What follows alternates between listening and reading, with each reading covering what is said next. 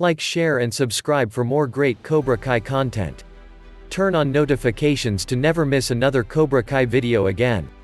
Help get this video to 100 likes if you would like us to keep releasing more Cobra Kai videos like this one. Please share this video on Facebook, Twitter, Reddit, Instagram and other social media platforms, to help new and old fans find these Cobra Kai videos. This Cobra Kai fanspiration was written by Reload the World.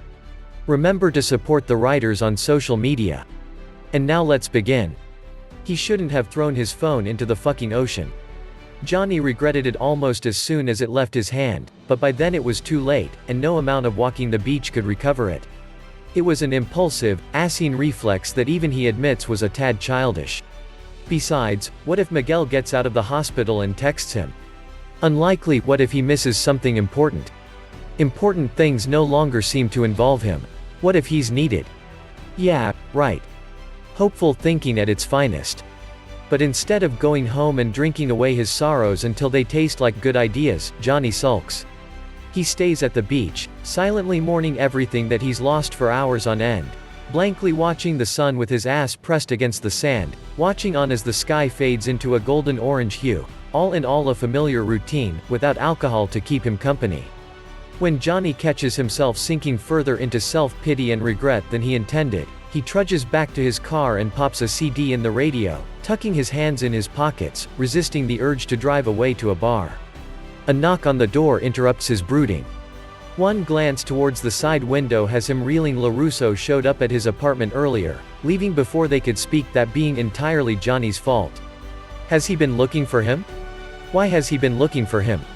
Johnny rolls the window down halfway, putting on his best, "I don't give a shit about anything you have to say, so you might as well just leave." Look. Isolating yourself in your car listening to sad songs from the 80s and staring at the sunset probably isn't going to make you feel any better, man. Daniel greets, his tone sympathetic rather than mocking. His eyes nonchalantly glide to the stereo, Guns N' Roses, "Don't Cry," playing from the speakers. Johnny shrugs. Probably not, but compared to drinking myself to death, this seems to be the best alternative. Daniel's mouth forms an O shape and he blinks, taken aback. Oh, that takes a lot of willpower. I'm impressed, keep it up. Aw, were you about to say you're proud of me, Danielle? Johnny flutters his eyelashes for effect. Daniel shakes his head, about to respond before he gets interrupted. So why have you been looking for me?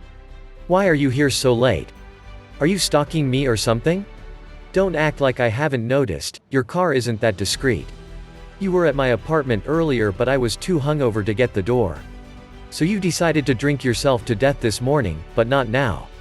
Yes, no, I said hungover, not drunk, answer the question. Daniel shuffles on his feet, hand reaching behind his neck to scratch the skin there. I know you come to the beach a lot when you're feeling rubbish, so I'm here to check if you're okay after everything. Johnny can't help but scoff, neck turning to scrutinize the other man, poker face forgotten. Okay. As in what, not dead okay? Really? Russo, nobody is fucking okay right now. I've been up to my knees in Coors and booze, and you're asking if I am also here to apologize. Daniel admits. That's certainly a turn of events. You're apologizing. For what? Deep down, Johnny already has a basic notation of what Daniel is going to say, but intrigues the idea of pretending he doesn't to make him uneasy, a game he's ever grown out of, not decades later.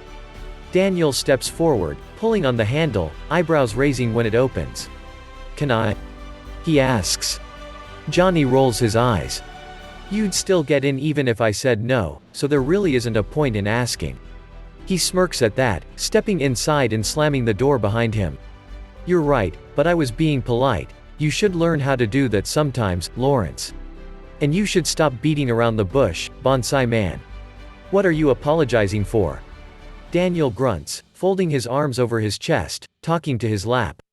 Look, he starts, stretching the word out. I'm pushing away my pride by saying this, so I'd appreciate it if you take me seriously. I fucked up, Johnny. I wasn't able to let go of a stupid rivalry that should have ended 30 years ago. Because I was too insecure to let bygones be bygones, I became petty and toxic by trying to deflate your chances at success when all I did was cause unnecessary mayhem between a bunch of innocent kids. I kicked Robbie out of my house just because he's your son, and if I treated him right, he would have never hurt Miguel like that. A lot of this wouldn't have happened if it weren't for me. I've done a lot of shit I shouldn't have done. I know there's nothing I can do to earn your forgiveness. I don't deserve it from anybody, really, but I don't want to fight anymore. Even if you don't accept my apology, I just want you to know how sorry I am. I've made everything worse than it needed to be, and the regret of that is probably going to haunt me until I'm 6 feet under. I've let this go on far too long, and I'm sick of it. Daniel. Daniel. His name. No silly semblances or humor, just his name. He jerks to attention, immediately acknowledging the proximity between them.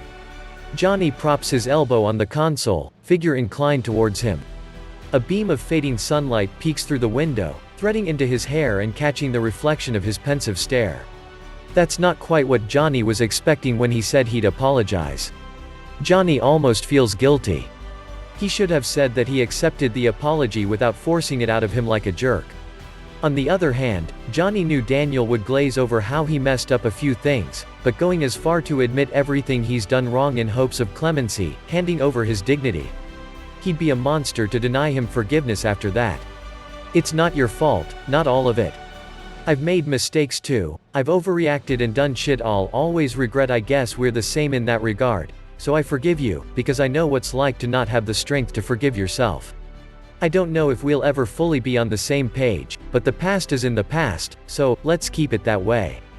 Daniel would have been satisfied with that response, elated even, if he hadn't noticed Johnny's voice wavering with every syllable, the word, past, wobbling as it left his lips, the tremble of his shoulders resembling a shaken vending machine. Johnny, are you? I've lost so much. He says, body pivoting to slump against the steering wheel. My friend, my kids, my dojo. I'm being torn to fucking pieces by the one thing that's slowly been making me whole again, and it's taking all I have not to drink the pain away. Daniel's never heard anyone sound so defeated. Is that all you wanted to say? Johnny asks, his voice chipping. Yes, but the easiest way to deplete a man's pride is by watching him cry. You should go. Johnny. He slams his fist on the dashboard, seething. I'm telling you to get the fuck out, can't you take a hint? John. Daniel pleads. Look at me. Johnny's gaze lifts at a dawdling pace, diamonds slipping from his eyes, slithering to the floor. Daniel traps his wrist against the headrest before he can will them away with his sleeve. Cut it out, LaRusso, he grumbles, attempting to sound angry, but it comes out dejected and feeble. I know you find satisfaction in my misery, but let me wipe off my fucking face, will you? I wouldn't have apologized if I enjoyed your misery.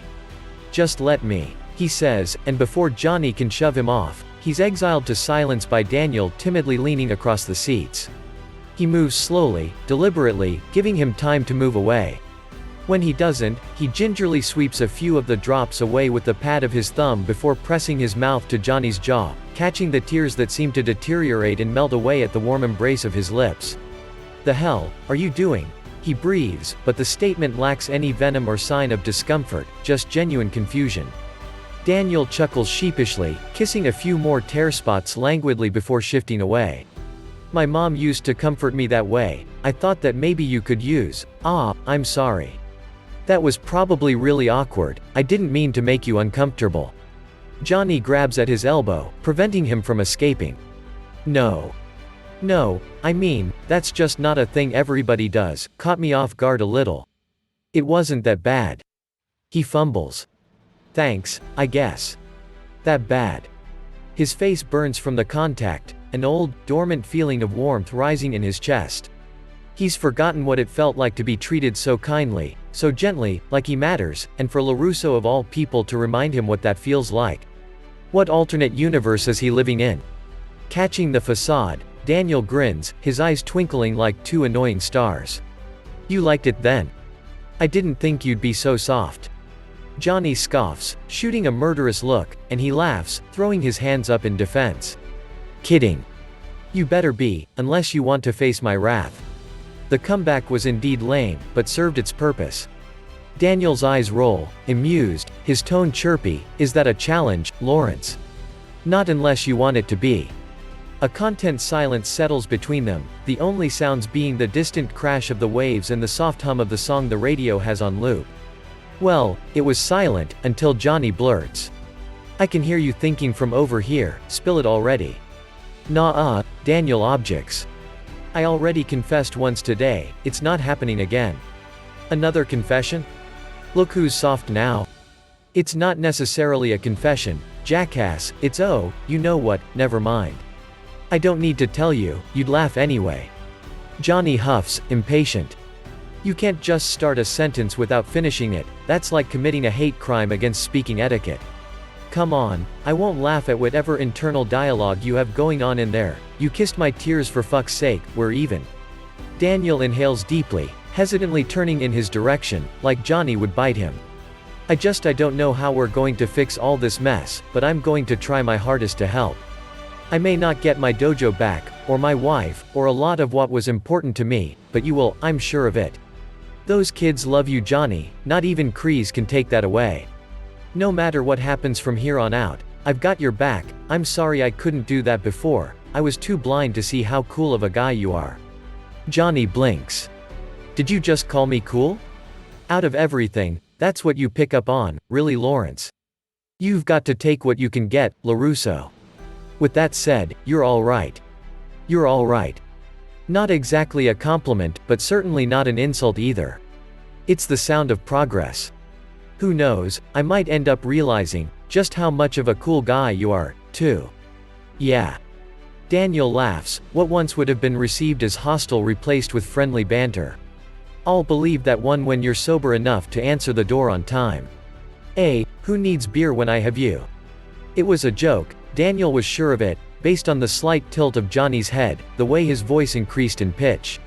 Even so, the sentiment was endearing, his mouth involuntarily caves upwards in a smile. Well, according to personal assessment, a lot of people. Johnny smirks at that. We'll see, Russo, we'll see. And if Johnny Lawrence uncharacteristically answers the door on the second knock the next morning to a rather surprised Daniel LaRusso, well, nobody else needs to know. And that's it. Were you surprised that Daniel finally took accountability for the things had said and done up to this point? Let us know what you think in the comments. Don't forget to subscribe, and turn on notifications to never miss another Cobra Kai video again.